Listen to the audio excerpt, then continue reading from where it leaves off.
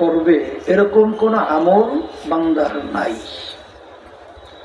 আল্লাহ রাব্বুল আলামিন ফেরেশতাদেরকে বলবেন, দেখো তো আমার বান্দা কখনোই জীবনে হক্কানি আলেমদের সঙ্গে এক দস্তারখানে মজলিসে বসছে কিনা। তালাশ করে ফেরেশতারা বলবে, রব্বুল আলামিন জীবনে একবার পাওয়া গেছে, একবার হক্কানি আলেমদের সঙ্গে এক দস্তারখানে মজলিসে বসছিল। আল্লাহ রাব্বুল আলামিন বলবেন, যাও এ ওসিলা আমি ওকে মাফ করে দিলাম।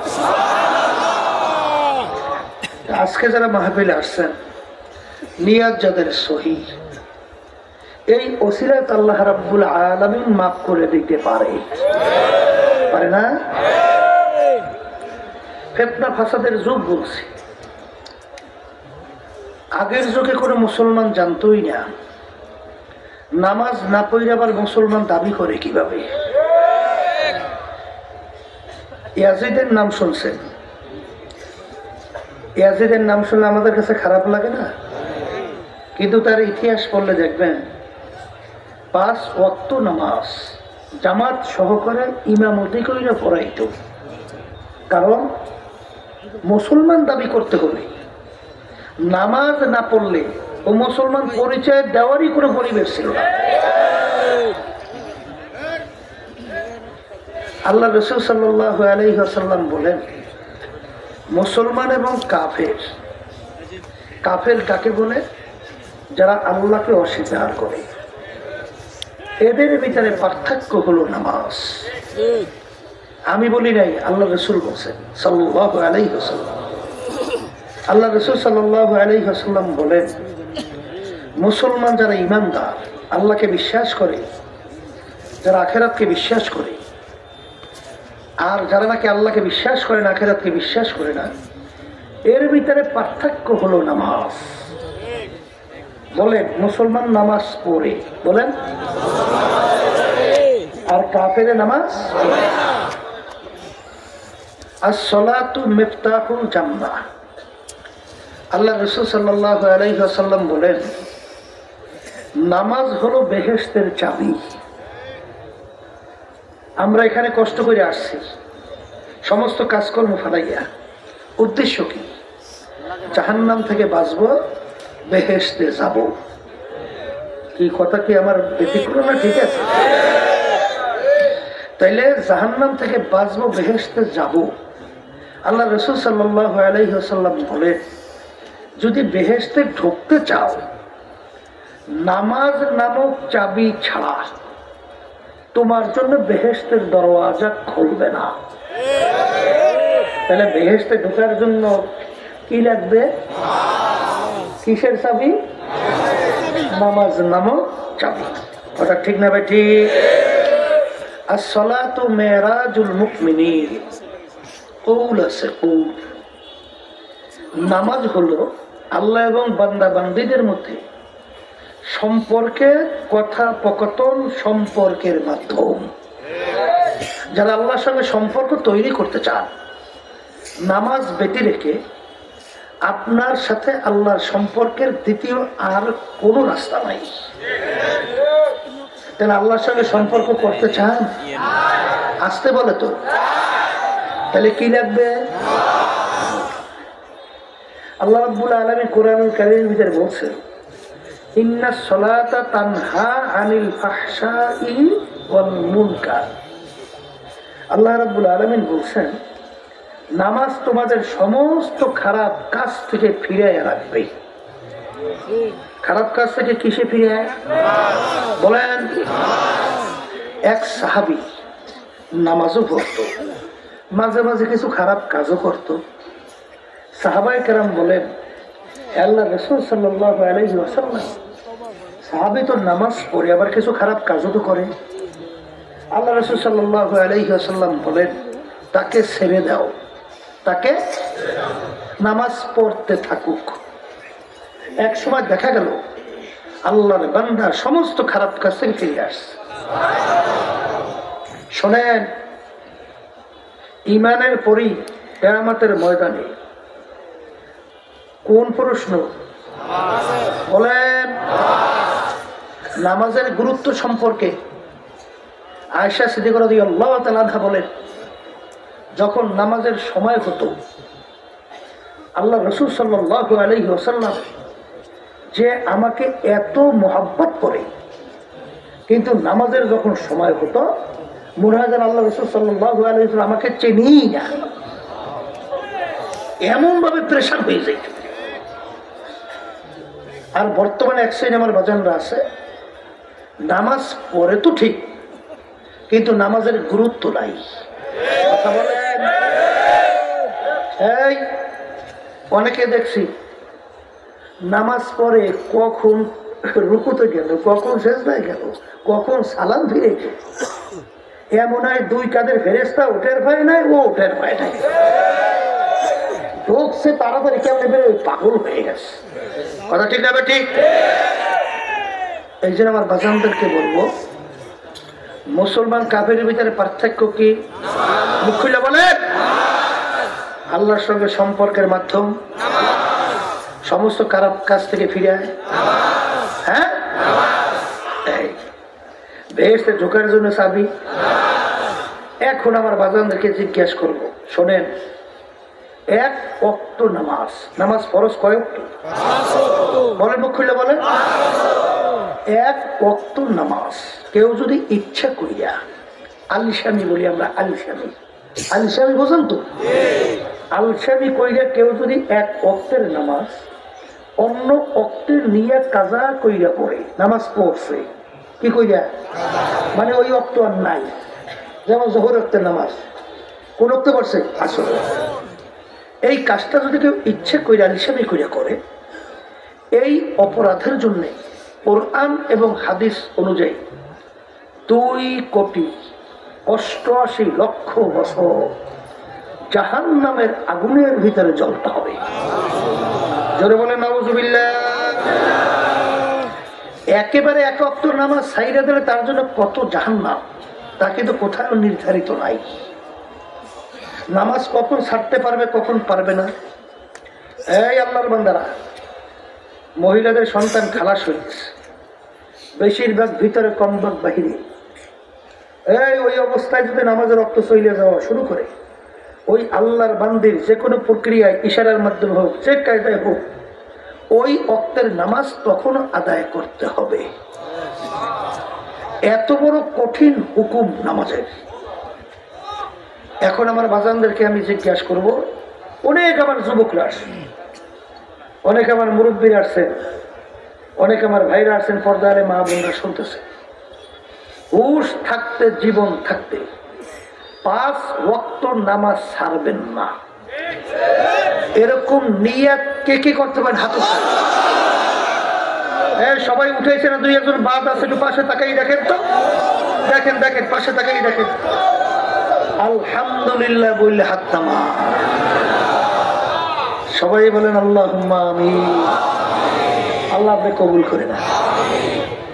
এখন এক শ্রেণী, বিশেষ করে আমার যুবকরা, এরা হয়তো মনে মনে বলে, হুজুর বিপদেই পড়ছে।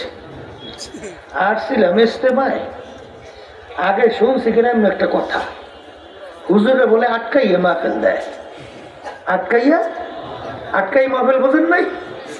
মানে এখন তারা তো আসছিল সবাই, যে আমিও যাই, এখন যে নামাজের ওয়াদা করাইবেন, হুজুরের আটকাইয়া দেওয়া হইল না। কথা ঠিক না ভাই? আমি আমার বাজানদেরকে বলবো, বাজান, নামাজ পড়লে লাভ আমার না তোমার? মুখ খুলে বলেন আমার। এই নামাজ পড়লে লাভ তোমার না আমার? তাহলে যে নিজের লাভ বোঝে না, এর চেয়ে বোকা তৃতীয় দুনিয়া থাকতে পারে না। কথা ঠিক? তাহলে তোমার লাভ। এখন বলতে পারেন যে হুজুর কথাটা বলছেন ঠিকই, এখন আমার যুবক বয়স, এখন তো চিত্ত বিনোদনের সময়, আনন্দ ফুর্তি নাকি? চিত্ত বিনোদন বোঝেন না? বিনোদন এটা আনন্দ ফুর্তির সময়। হুজুর এখন যুবক বয়স, 100 বছর বয়স শুধু মানুষ পায়। হুজুর একটু বুড়া হয়ে রই, তারপর ঠিকঠাক মতোই তাওবা করবো, আর আল্লাহর হুকুম নবীর তরিক অনুযায়ী নামাজ তো ছাড়বই না, সবই ঠিক মতো আদায় করবো। কিন্তু হুজুর এই সময় আপনি হুজুর বিপদে ফেলাইলেন। আমি আমার যুবকদেরকে জিজ্ঞাসা করি, বাজান আমার যুবক বাবা, তোমরা যে বুড়া হবা এরকম গ্যারান্টি সার্টিফিকেট কার কার কাছে আছে? এই যুবক কথা বলা আছে? আবার বলা আছে? তোমার চেয়ে অল্প বয়সের দুই একজন যুবক দুনিয়া থেকে বিদায় নিয়ে কবরে যায় না? হ্যাঁ হ্যাঁ যুবক, আশায় আছো বুড়া হবা? তোমার চেয়ে অনেক যুবক দুনিয়া থেকে বিদায় নিয়ে কবরে গেছে। কিন্তু যুবক, যদি ওই মাইক বন্ধ করছে কেনা রে? হ্যাঁ যুবক, যদি এই যুবক বয়সে তুমি তাওবা করতে পারো, আল্লাহর হুকুম নবীর তরিকা অনুযায়ী চলতে পারো, তোমার মর্যাদা, তোমার সম্মান আল্লাহ রাব্বুল আলামিন এত বাড়াইয়া দেবে, নবীদের মর্যাদায় নিয়ে তোমাদের মর্যাদা পৌঁছাইয়া দিবে। হ্যাঁ আমার যুবক বাজান না, তোমরা কি চাও না যে তোমাদের মর্যাদা নবীদের মর্যাদায় পৌঁছুক? বলো চাই। আল্লাহ আপনাকে কবুল করো। এখন এই যুবক বয়সে যদি তাওবা করতে পারো, মর্যাদা কোথায়? দারজওয়ানি তওবা করদান শিজয়ে পয়গম্বরি ওয়াক্তে পীরে গিরগ জালেম মিশাওয়াদ পরহেজগারি। হ্যাঁ যুবক, তোমাদের মর্যাদা নিয়ে আল্লাহ নবীদের মর্যাদায় পৌঁছাবে। এই মর্যাদা চাও না? হ্যাঁ যুবক, কিয়ামতের ময়দান যেদিন অন্য কোনো ছায়া থাকবে না, একমাত্র আল্লাহর স্পেশাল আরশের ছায়া ছাড়া অন্য কোনো ছায়া থাকবে। কিন্তু আল্লাহ রসুল বছর আমি শুনেই গেছি, ওটা বলে না। যেদিন অন্য কোনো ছায়া, সেদিন 7 প্রকার লোককে রব্বুল আলামিন ডাইকা ডাইকা তার স্পেশাল আরশের নিচে ছায়া দান করবে। কয় প্রকার? এই 7 প্রকারের মধ্যে এক প্রকার ওই যুবক, যেই যুবক তার জওয়ানিটা আল্লাহর রাস্তায় কাটাতে পারবে। কার রাস্তায়? বলেন। ওয়াশাবুন নাশা ফি ইবাদাতিল্লাহি তাআলা।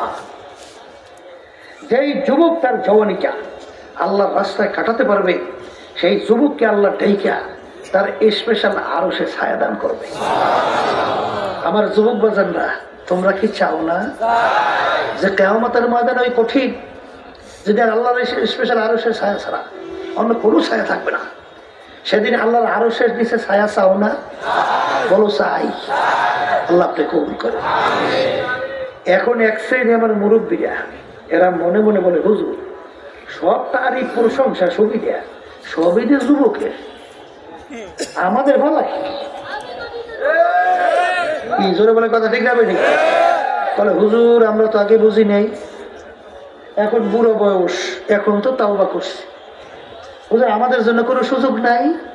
বলে আপনাদের জন্য আছে। বলেন আপনাদের জন্য। এই যেদিন কোনো কিয়ামতের ময়দানে ছায়া থাকবে না, আল্লাহর স্পেশাল আরশের ছায়া ছাড়া। 7 প্রকার। কয় প্রকার? এই বসো। এর ভিতরে এক প্রকার, এই ওই জাকিরিন, যারা গোপনে নির্জনে আমার মাওলার জিকির করতে করতে পিছনের গুনার কথা মনে কইরা হাফাজাত আইনাহু, তাদের 2 চোখের থেকে পানি ছাইরা কাঁদবে আর গুনাহ মাপ চাইয়া মাওলার দরবারে আকুতি বিনতি করবে। এই জাকিরিনকে আল্লাহ ডাইকা তার স্পেশাল আরশে ছায়া দান করে। কাদেরকে? আবার বলেন। এই বর্তমানে কিন্তু এক শ্রেণী, ওদিকে লম্বা যাব না, সংক্ষেপ বলছি। এক শ্রেণী কিন্তু আল্লাহর জিকির, কুরআন মুজাহিদের আল্লাহর জিকির ছাড়িয়ে দেয়। কপাল কিন্তু পড়ছে। কপাল কি পড়ছে? পড়ছে। আপনি অন্তরে শান্তি চান, আল্লাহর জিকির ছাড়া অন্তরে শান্তি নাই। আমি বলছেন আল্লাহ বলছেন আলা বিযিকরিল্লাহি তাতমাইন্নুল কুলুব। হে আমার বান্দা বান্দীরা, তোমাদের অন্তরের শান্তি আমি রাখছি আমার জিকিরের মধ্যে। কে বলছে? হ্যাঁ, আল্লাযীনা ইয়াযকুরুনাল্লাহা কিয়ামান ওয়া কুউদান ওয়া আলা জুনুবিহিম ওয়া ইয়াতাফাক্কারুনা ফি খালকিস সামাওয়াতি ওয়াল আরদ রব্বানা মা খালাকতা হাযা বাতিলা সুবহানাকা ফাকিনা আযাবান নার। কি ইন্না ফি খালকিস সামাওয়াতি ওয়াল আরদ, কথা কয় না? কি বলছে? কিয়ামতের ময়দানে রব্বুল আলামিন ডাকবে, হে জ্ঞানীরা তোমরা কোথায় আসো? আইনা উলুল আলবাব, জ্ঞানীরা আসো। এখন জ্ঞানী কারা? তাদের ব্যাপারে যারা ইঞ্জিনিয়ার, ডাক্তার, পীর, মুফতি, মুহাদ্দিস, চেয়ারম্যান, মেম্বার, এমপি, মিনিস্টার, বড় বংশে, বড় শিক্ষিত, এই খুব বড় পাণ্ডিত, বংশ বড়, এরাই তো জ্ঞানী না? ওরে আল্লাহর বান্দারা না। আল্লাহ বলতেছে জ্ঞানী কারা? যারা 3 অবস্থায় আমার জিকির করে। কয় অবস্থায় বলেন? বসা অবস্থায়, দাঁড়ানো অবস্থায়, শোয়া অবস্থায়। আচ্ছা বলেন তো, মানুষ 3 অবস্থার বাহিরে খালি আছে কেনা? এখন আমরা সবাই বসা, হাঁটলেও দাঁড়াইয়া, আবার শুইয়া, এর বাইরে আছে? 3 অবস্থায় যারা আল্লাহ বলেন, মুখ খুলে বলেন আল্লাহর জিকির করে। আল্লাহ বলতেছেন এরাই হলো জ্ঞানী।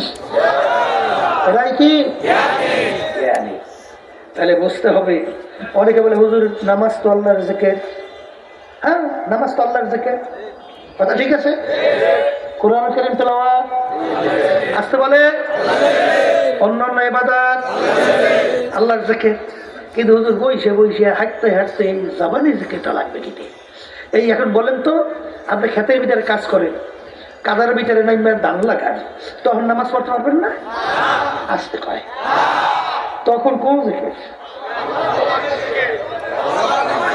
আবার বলে জবানি জিকির। কোন জিকির? 3 অবস্থায় অন্য ইবাদত করা যায়, কিন্তু একটা করা যায়, জবানের জিকির। কথা ঠিক না? ঠিক। এই জন্য আমার বাজানদেরকে বলবো, শোনে, নামাজ আল্লাহর জিকির, কথা ঠিক, ঠিক না?